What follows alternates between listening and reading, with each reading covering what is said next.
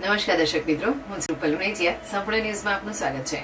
વડાપ્રધાન નરેન્દ્રભાઈ મોદીના જન્મદિન નિમિત્તે 2 ઓક્ટોબર સુધી સેવા સપ્તાહ દિન તરીકે મનાવવામાં આવી રહ્યો છે, જેના ભાગરૂપે બનાસકાંઠા ભારતીય જનતા પાર્ટી અને પાલનપુર લાયન્સ હોસ્પિટલના સહયોગથી તેમજ પાલનપુરના ધારાસભ્ય અનિકેતભાઈ ઠાકરના પ્રયાસોથી અમદાવાદની કેન્સર હોસ્પિટલની ટીમ વાન સાથે પાલનપુર ખાતે લાયન્સ હોસ્પિટલમાં વિનામૂલ્યે કેન્સર નિદાન કેમ્પનું આયોજન કરવામાં આવ્યું હતું.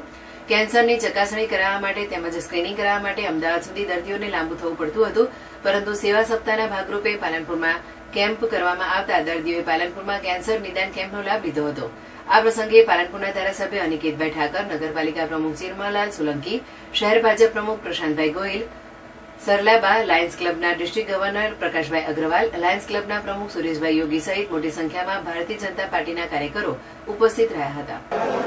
મિત્રો, આજે મોદી સાહેબના જન્મદિવસ નિમિત્તે લાયન્સ ક્લબ ઓફ પાલનપુર દ્વારા લાયન્સ હોસ્પિટલમાં બનાસકાંઠા ભાજપ અને પાલનપુરના એમએલસીના સહયોગથી અને લાયન્સ ક્લબ પાલનપુર હોસ્પિટલના સહયોગથી આજે કેન્સર નિદાન સુંદર કેમ્પનું આયોજન કરવામાં આવ્યું છે.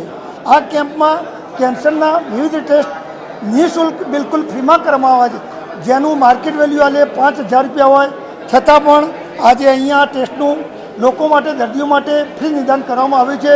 એવું સુંદર આયોજન કરવામાં લાયન્સ ક્લબ અને ભાજપ દ્વારા કરવામાં આવ્યું છે. જય હિન્દ, જય લાયન્સ.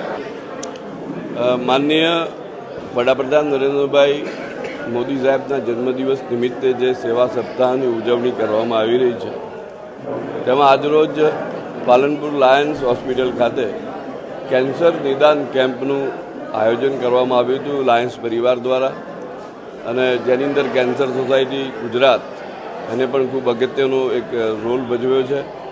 અને આ કેન્સર નિદાન કેમ્પથી આ વિસ્તારના કેટલાય એવા દર્દીઓ કે જે લોકો અમદાવાદ પહોંચી નથી શકતા, એવા લોકોને આ કેન્સર નિદાન કેમ્પથી ખૂબ બહોળી સંખ્યામાં અત્યારે લાભ મળી રહ્યો છે. અને આજે પંડિતજીના જન્મદિવસ નિમિત્તે આ કેમ્પનું આયોજન જે લાયન્સ પરિવારે કર્યું છે, તે માટે હું સમગ્ર લાયન્સ પરિવારને પણ અભિનંદન આપું છું.